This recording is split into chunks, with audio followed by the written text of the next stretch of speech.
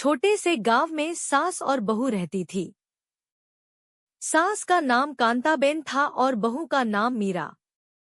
कांताबेन पुरानी सोच वाली महिला थी और मीरा पढ़ी लिखी, नए जमाने की।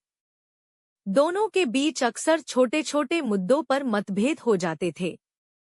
कांताबेन हमेशा मीरा को घर के कामों में व्यस्त रखना चाहती थी, जबकि मीरा घर के कामों के साथ साथ कुछ अपने लिए भी करना चाहती थी। वह अपने गांव की महिलाओं को पढ़ाना चाहती थी।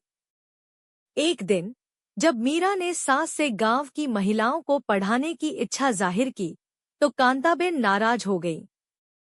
उन्हें लगा कि बहू को सिर्फ घर की जिम्मेदारियों पर ध्यान देना चाहिए।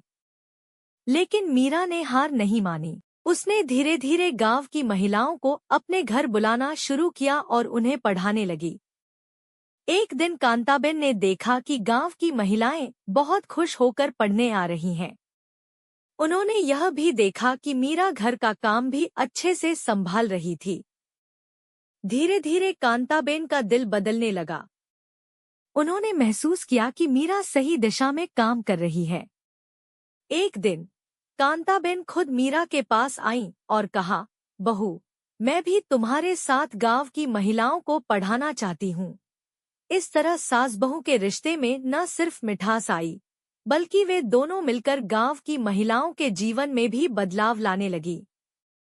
अब दोनों एक दूसरे की सबसे अच्छी सहेली बन गई थी।